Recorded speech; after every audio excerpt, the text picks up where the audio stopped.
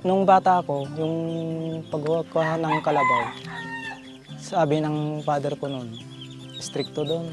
Kasi kung hindi ko makuha yung kalabaw, hindi ako papasok sa eskwela. Hanggang natuto akong mag-araro. Kasi nakikita ko yung mga kapatid ko na nag-aararo, ginagaya ko. Gusto kong subukan.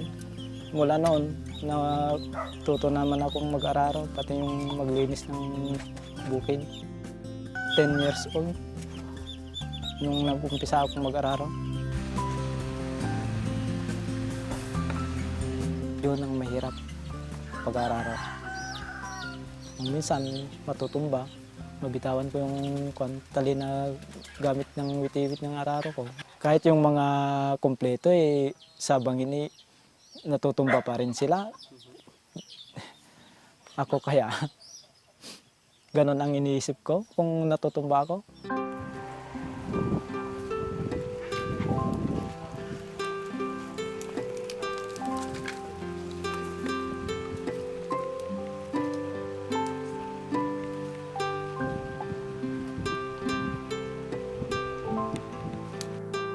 Nung una, nahirapan talaga ako.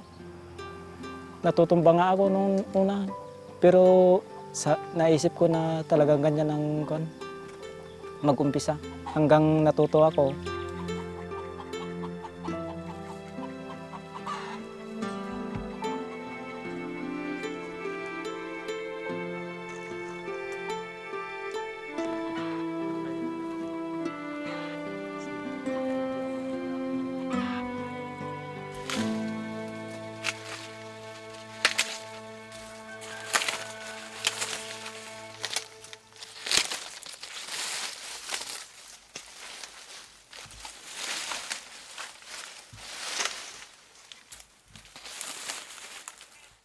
Gaano po kadami kadalasan yung inaanin yung mais?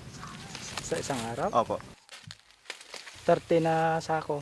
Yung bayad niya kasya sa pang-araw-araw.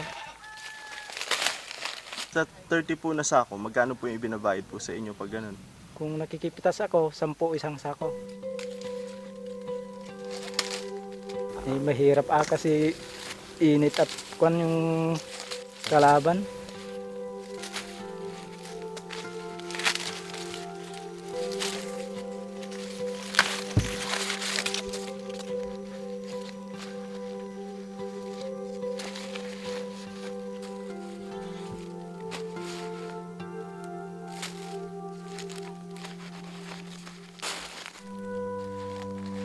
Kung minsan, malit lang. Kagaya ng nung kalipas na anihan, 3 beses, lahat palpak ng mais. Na matay yung mais, walang ulan.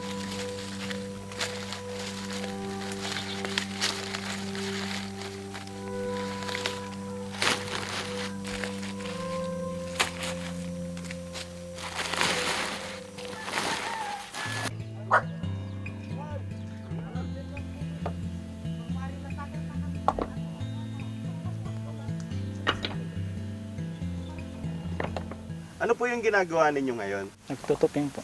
Para sa hagdanan. Maraming nagsasabi sa akin na hindi daw maayos yung daanan namin kaya tinutupin ko ito. Ibig sabihin po, mula po umpisa nito hanggang ngayon, kayo lang ang naglagay? Oo.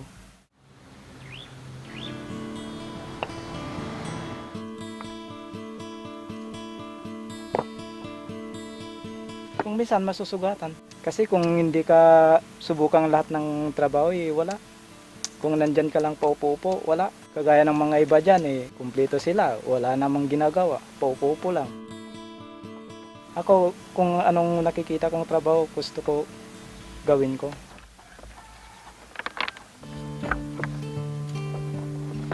Bali ko nito, sa umaga magpakuan ako ng kalabaw muna. Pagkatapos magtrabaho ako isang oras o 2 oras, ganun. Sa hapon naman, ganun din.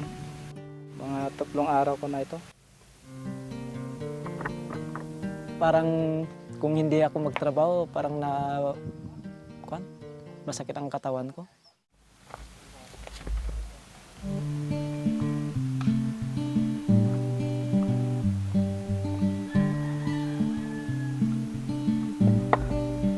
Kasi yung mga iba may kapansanan sila, hindi sila nagtatrabaho kasi wala sila daw magawa. Pero sa akin, kung anong nakita ko, gayahin ko para matuto ako.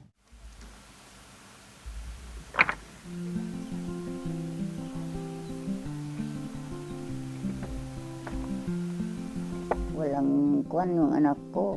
Walang tigil. Awang-awa talaga ako sa anak ko.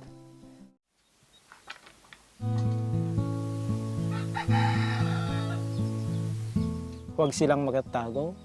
Gusto ko lang na maglantad sila. Hindi sila matatakot kasi kung anong kaya nilang gawin, gawin nila. Kung minsan magkakamali, ganun.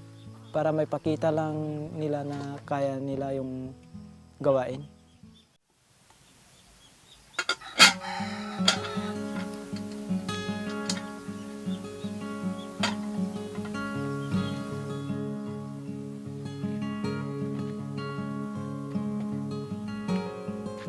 Mahal na mahal ko po. Kahit na anong mangyari, anak ko pa rin kako.